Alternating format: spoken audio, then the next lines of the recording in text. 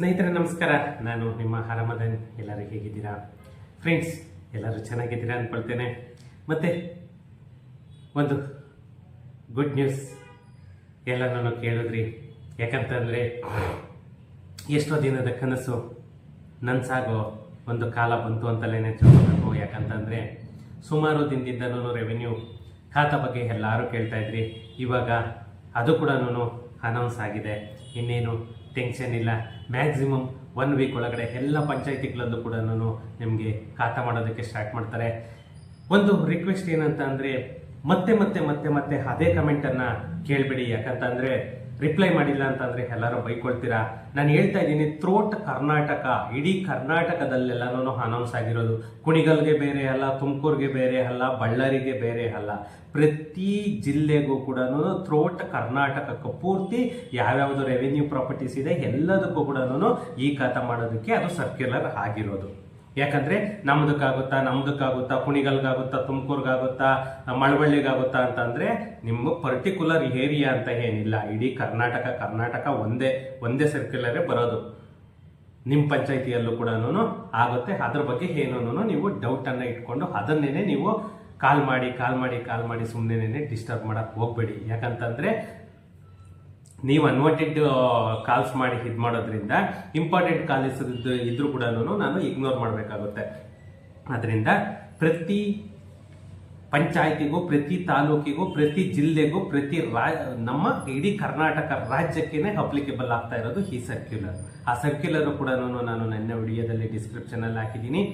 ಬೇರೆ ಯಾರಿಗಾದ್ರೂ ಬೇಕು ಅಂದರೆ ನನ್ನ ಹರಮದನ್ ವಾಟ್ಸಪ್ ಗ್ರೂಪಿಗೆ ನೀವು ಮೆಸೇಜನ್ನು ಮಾಡಿದ್ರೆ ನಾನಲ್ಲಿ ಶೇರನ್ನು ಮಾಡ್ತೇನೆ.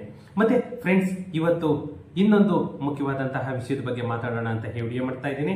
ಅದಕ್ಕಿಂತ ಮುಂಚೆ ಇನ್ನೂ ನನ್ನ ಚಾನಲನ್ನು ಯಾರೆಲ್ಲ ಸಬ್ಸ್ಕ್ರೈಬ್ ಮಾಡ್ಕೊಂಡಿಲ್ಲ, ಪ್ಲೀಸ್ ಸಬ್ಸ್ಕ್ರೈಬ್ ಮಾಡ್ಕೊಳ್ಳಿ. ಹಾಗೆಯೇ ನನ್ನ ವಿಡಿಯೋಸನ್ನು ಶೇರ್ ಮಾಡೋ ಮುಖಾಂತರ ನನಗೆ ಸಪೋರ್ಟ್ ಮಾಡಿ. ಫ್ರೆಂಡ್ಸ್, ಏನು ನಮ್ಮ ಬೆಂಗಳೂರು ಸುತ್ತಮುತ್ತ ಸೈಟ್ಸ್ ಇತ್ತು, ನಮ್ಮ ಬೆಂಗಳೂರಲ್ಲಿ ಏನು ಸೈಟ್ಸ್ ಇತ್ತು, ಅದು ಎಲ್ಲದಕ್ಕೂ ಕೂಡ ಯಾವ್ಯಾವುದು ಅನಧಿಕೃತ ಅನ್ನೋ ಒಂದು ಪ್ರಾಪರ್ಟಿ ಇತ್ತು, ಪ್ರತಿಯೊಂದು ಪ್ರಾಪರ್ಟಿಗೂ ಕೂಡ ಇವಾಗ ಈ ಖಾತಾವನ್ನ ಕೊಡಲೇಬೇಕು ಅಂತಂದು ಹೇಳ್ಬಿಟ್ಟು ನಮ್ಮ ಕರ್ನಾಟಕ ಸರ್ಕಾರ ಒಂದು ಪಣವನ್ನ ತೊಟ್ಟಿದೆ ಅಂತಲೇ ಹೇಳಬೇಕು.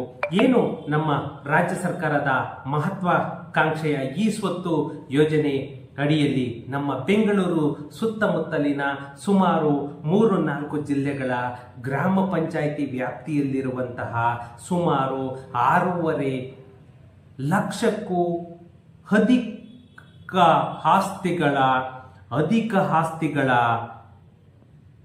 ಅಂದ್ರೆ ಏನು ವಾಣಿಜ್ಯ, ವಸತಿ, ನಿವೇಶನ ಆಗ್ಬೋದು, ಕಟ್ಟಡ ಆಗ್ಬೋದು, ಅಪಾರ್ಟ್ಮೆಂಟ್ ಆಗ್ಬೋದು, ಪ್ರತಿಯೊಂದಕ್ಕೂ ಕೂಡ ಸುಮಾರು ಸುತ್ತಮುತ್ತ ನಮ್ಮ ಬೆಂಗಳೂರು ಸುತ್ತಮುತ್ತಲಿನ 6.5 ಲಕ್ಷ ಮತ್ತೆ ನಮ್ಮ ಕರ್ನಾಟಕ ರಾಜ್ಯದಾದ್ಯಂತ 95 ಲಕ್ಷ ಅನಧಿಕೃತ ಆಸ್ತಿಗಳಿಗೆ ಕಾನೂನು ದಾಖಲೆ ಒದಗಿಸುವಂತಹ ಕೆಲಸವನ್ನ ನಮ್ಮ ಕರ್ನಾಟಕ ಸರ್ಕಾರ ಮಾಡ್ತಾ ಇದೆ. ಏನು ನಮ್ಮ ಗ್ರಾಮೀಣಾಭಿವೃದ್ಧಿ ಮತ್ತೆ ಪಂಚಾಯತ್ ರಾಜ್ ಇಲಾಖೆಯ ದತ್ತಾಂಶದ ಪ್ರಕಾರ ಬೆಂಗಳೂರು ನಗರ ಜಿಲ್ಲೆಯಲ್ಲಿ ಸುಮಾರು 2.8 ಲಕ್ಷ ಮತ್ತೆ ನಮ್ಮ ಬೆಂಗಳೂರು ಗ್ರಾಮಾಂತರದಲ್ಲಿ 1.8 ಲಕ್ಷ ಮತ್ತೆ ನಮ್ಮ ಬೆಂಗಳೂರು ದಕ್ಷಿಣ ಜಿಲ್ಲೆಯಲ್ಲಿ 1.8 ಲಕ್ಷ ಆಸ್ತಿಗಳಿಗೆ ಈ ಸ್ವತ್ತು ಕಾರ್ಯಕ್ರಮದ ಅಡಿ ಈ ಸ್ವತ್ತನ್ನ ಕೊಡೋದಕ್ಕೆ ಅಂತಲೇ ನಮ್ಮ ಕರ್ನಾಟಕ ಸರ್ಕಾರ ಒಂದು ಚಾಲನೆಯನ್ನ ನೀಡ್ತಾ ಇದೆ. ಯಾಕಂತ ಅಂದ್ರೆ ಗ್ರಾಮೀಣ ಭಾಗದ ಜನಗಳಿಗೆ ಈ ಸ್ವತ್ತು ನೀಡುವಂತಹ ಒಂದು ಅಭಿಯಾನವನ್ನು ಕೂಡ ಕೈಗೊಳ್ಳಲಾಗ್ತಾ ಇದೆ. ಏನು ಈ ಸ್ವತ್ತು ಪೋರ್ಟಲ್ ಮುಖಾಂತರ 15 ದಿನಗಳ ಒಳಗಾಗಿ ಆಸ್ತಿದಾರರಿಗೆ ಈ ಸ್ವತ್ತನ್ನ ನೀಡಬೇಕು ಅಂತ ಹೇಳ್ಬಿಟ್ಟು ನಮ್ಮ ಕರ್ನಾಟಕ ಸರ್ಕಾರ ಹೇಳ್ತಾ ಇರೋದು. ಆದ್ರೆ ಅದು 100% ನಾಟ್ ಪಾಸಿಬಲ್.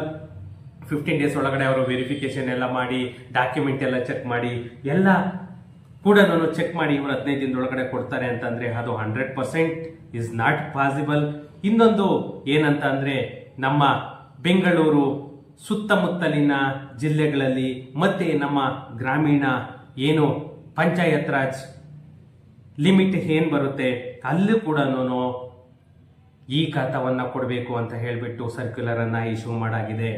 ನಮ್ಮ ಬೆಂಗಳೂರು ನಗರ ಜಿಲ್ಲೆಯಲ್ಲಿ ಸುಮಾರು 8 20,000 ಆಸ್ತಿಗಳಿಗೆ ಈ ಖಾತಾ ಕೊಡಬೇಕು.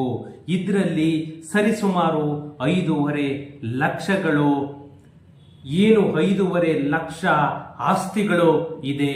ಅವಕ್ಕೆ ಇದುವರೆಗೂ ನಮ್ಮ ಕರ್ನಾಟಕ ಸರ್ಕಾರ ಅನೌನ್ಸ್ ಮಾಡಿ 1 ವರ್ಷದಲ್ಲಿ ಸುಮಾರು 5 ಲಕ್ಷ ಪ್ರಾಪರ್ಟಿಗಳಿಗೆ ಮಾತ್ರನೇ ಈ ಖಾತಾವನ್ನು ಕೊಟ್ಟಿರೋದು.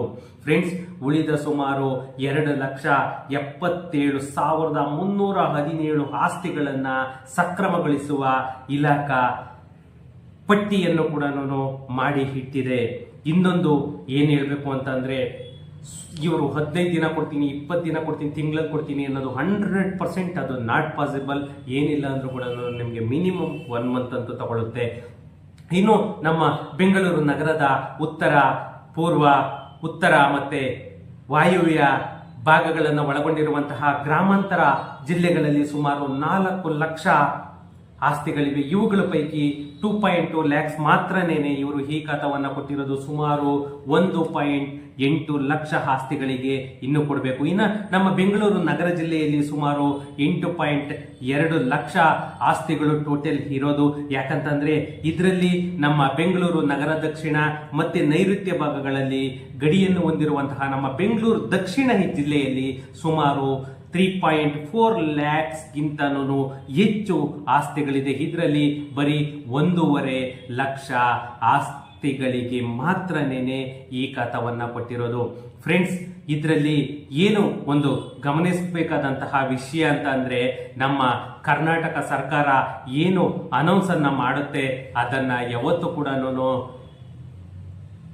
ಮಾತನ್ನ ನಡೆಸ್ಕೊಂಡಿಲ್ಲ ಅಂತಲೇನೆ ಹೇಳ್ಬೇಕು. ಯಾಕಂತಂದ್ರೆ ಇವ್ರು ಇವಾಗೂ ಕೂಡ ಜನಗಳನ್ನ ಎಷ್ಟು ಕನ್ಫ್ಯೂಸ್ ಮಾಡ್ತಾ ಇದ್ದಾರೆ ಅಂತಂದ್ರೆ, ನೋಡಿ, ಇವರು ಯಾವುದೇ ಹ್ಯಾಂಗಲ್ ಅಲ್ಲಿ ಕೊಟ್ಟರು ಕೂಡ 15 ಡೇಸ್ ಅಲ್ಲಂತೂ ಕೊಡಕ್ಕಾಗಲ್ಲ. ಇವರು ಟ್ಯಾಕ್ಸ್ ಕಟ್ಲಿ ಅನ್ನೋ ಒಂದು ಉದ್ದೇಶದಿಂದ ಈ ತರ ಎಲ್ಲನೂ ಹೇಳ್ತಾ ಇದ್ದಾರೆ. ನಮ್ಮ ಬೆಂಗಳೂರಲ್ಲೇನೆ ಸುಮಾರು ಇನ್ನೂ 6.5 ಲಕ್ಷ ಅಲ್ಲ, ಸುಮಾರು ನನಗೆ ಗೊತ್ತಿರೋ ತರ ಸುಮಾರು ಇನ್ನು 30 ಲಕ್ಷ ಪ್ರಾಪರ್ಟಿಗಳು ನಮ್ಮ ಬೆಂಗಳೂರು ಸಿಟಿ ಲಿಮಿಟ್ ಅಲ್ಲಿದೆ. 25ರಿಂದ 30 ಲಕ್ಷ ಆಸ್ತಿಗಳು ನಮ್ಮ ಬೆಂಗಳೂರು ಸಿಟಿ ಲಿಮಿಟ್ ಅಲ್ಲಿದೆ. ಅವಕ್ಕೆ ಕೊಡ್ಲಿಕ್ಕೆ ಆಗ್ತಾ ಇಲ್ಲ. ಇವಾಗ ಇನ್ನೊಂದೇನಂತಂದ್ರೆ, ಬಿ ಖಾತಾಯಿಂದ ಎ ಖಾತಾವನ್ನು ಕೊಡೋದು ಕೂಡ ನಮ್ಮ ಕರ್ನಾಟಕ ಸರ್ಕಾರ ಒಂದು ಯೋಚನೆಯನ್ನ ಮಾಡಿದೆ.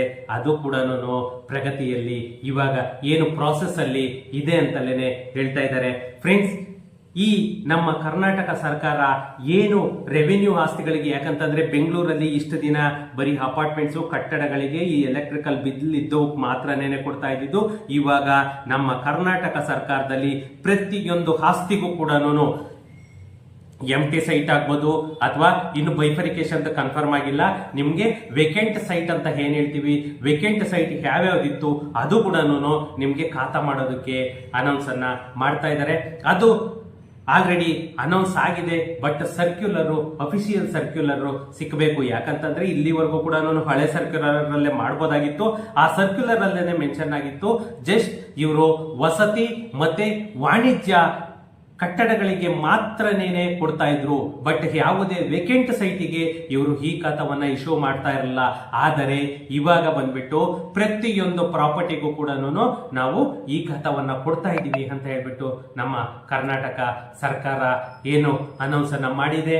ಯಾರ್ಯಾರ್ದು ಎಂಟಿ ಸೈಟ್ ಇದೆ ಅವ್ರಿಗೆಲ್ಲರೂ ಕೂಡ ಡಾಕ್ಯುಮೆಂಟ್ಸ್ ಅನ್ನ ರೆಡಿ ಮಾಡಿ ಇಟ್ಕೊಳ್ಳಿ. ಯಾಕಂತಂದ್ರೆ ಇಮ್ಮಿಡಿಯೇಟ್ BBMP ಇಂದ ಆಗ್ಬೋದು, ಅಥವಾ ಬೆಂಗಳೂರು 1 ಇಂದ ಆಗ್ಬೋದು, ಅಥವಾ ಆನ್ಲೈನ್ ಅಲ್ಲೇನೆ ನೀವು ಅಪ್ಲೈ ಅನ್ನ ಮಾಡಬಹುದು. ಇದು ನಮ್ಮ ಕರ್ನಾಟಕ ಸರ್ಕಾರ ಅನೌನ್ಸ್ ಮಾಡಿರುವಂತದ್ದು. ಏನು ಪಂಚಾಯತ್ ರಾಜ್ ಇಲಾಖೆಯಲ್ಲಿ ಸುಮಾರು 1 ಕೋಟಿ ಪ್ರಾಪರ್ಟಿಗಳಿದೆ. ಇಲ್ಲಿ ನಮ್ಮ ಬೆಂಗಳೂರಲ್ಲಿ ಬರೀ ಎಂಟಿ ಸೈಟ್ಗಳೇನೆ ಸುಮಾರು 6ರಿಂದ 8 ಲಕ್ಷ ಪ್ರಾಪರ್ಟಿಗಳು ಬರೀ ವೇಕೆಂಟ್ ಸೈಟ್ಸ್ ಇದೆ. ಆ ವೇಕೆಂಟ್ ಸೈಟ್ ಕೂಡ ಇವಾಗ ಖಾತಾ ಕೊಡೋದಕ್ಕೆ ನಮ್ಮ ಕರ್ನಾಟಕ ಸರ್ಕಾರ ಒಂದು ದೃಢವಾದ ನಿರ್ಧಾರವನ್ನ ಕೈಗೊಂಡು ಅನೌನ್ಸ್ ಅನ್ನು ಕೂಡ ಮಾಡಿದೆ. ಸರ್ಕ್ಯುಲರ್ ಒಂದು ಕೈ ಸಿಕ್ಕಿದ ತಕ್ಷಣನೇ ನಾನು ಸರ್ಕ್ಯುಲರ್ ಕಾಪಿಯನ್ನ ಹಾಕ್ತೇನೆ. ಯಾಕಂತಂದ್ರೆ ಹಳೆ ಸರ್ಕ್ಯುಲರ್ ಅಲ್ಲೂ ಕೂಡ ಮೆನ್ಷನ್ ಆಗಿದೆ, ಯಾವುದೇ ಕಟ್ಟಡ ಅಂತೇಳಿ ಮೆನ್ಷನ್ ಆಗಿಲ್ಲ. ಅಲ್ಲೂ ಕೂಡ ವೇಕೆಂಟ್ ಸೈಟ್ ಅಂತ ಮೆನ್ಷನ್ ಆಗಿದೆ. ಆದ್ರೆ ಇಷ್ಟು ದಿನ ಮಾಡ್ತಾ ಇರಲಿಲ್ಲ.